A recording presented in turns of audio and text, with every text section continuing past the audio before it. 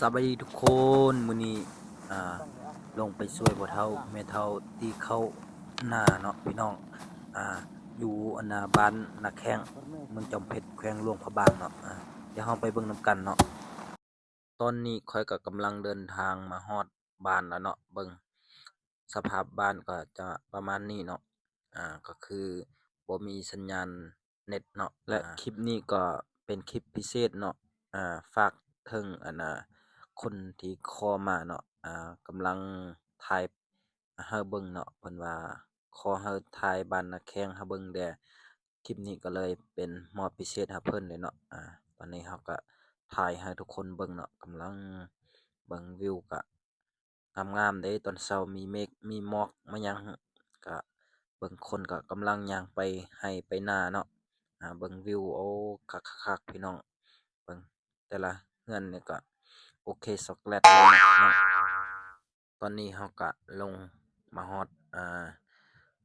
มาจะฮอดเรือนพ่อเฒ่าแม่เฒ่าแล้วเนาะอันนี้ก็คือเรือนเอื้อยของพ่อเฒ่าเนาะเบิ่งปาโถพี่น้องแล้วมีเด็กน้อยได้เนาะเด็กน้อยโอ้เบิ่งกล้องในเด็กน้อยนี่เบิ่งแต่ละคนนี่โอ้คักๆเบิ่งผู้นี้กำลังจะไปที่ข้าวน่ะปั่นข้าวหน้าเนาะเดี๋ยวเรามาเบิ่งนำกันเนาะตอนนี้เราก็ฮอดเรือนเป็นที่เรียบร้อยแล้วหลังจากนี้โอ้ก็อยากปูหัวพี่น้องปูหัวก็คืออ่ายงปานแล้วก็ปูบำเหยาะอย่างโอเลยก็ซักแล้วการประมวลมาสองมนแล้วนะได้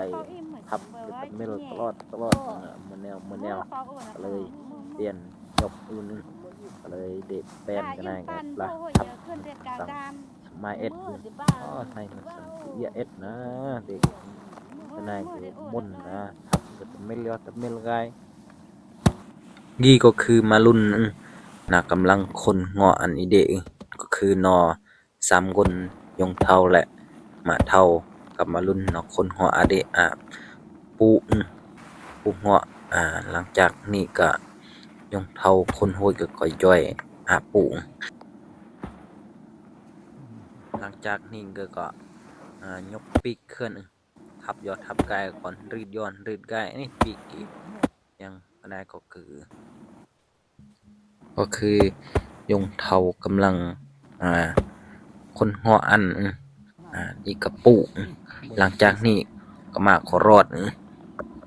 มารอดก็เลยดับอุ่นกาเลยพี่น้องหลังจากเบอร์มาย่อก็ทับต่อพี่น้องยังหัวก็เลียได้พี่น้องหัวหน้ายังก็โอ้ยก่อนเลียน้ำมือเราเลียกับก่อนเลียน้ำมือยังพี่น้อง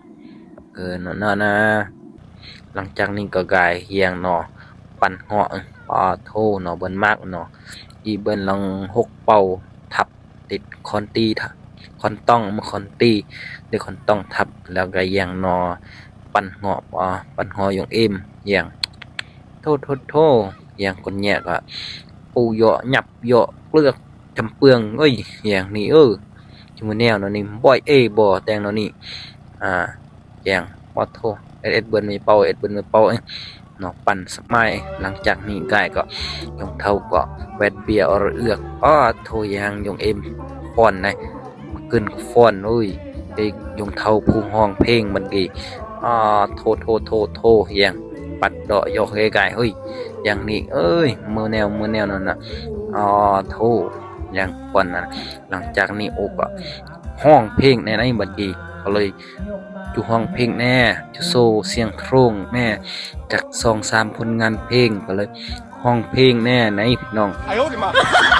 หลังจากนี้ก็มือหลบตูนห้องบัดกีโท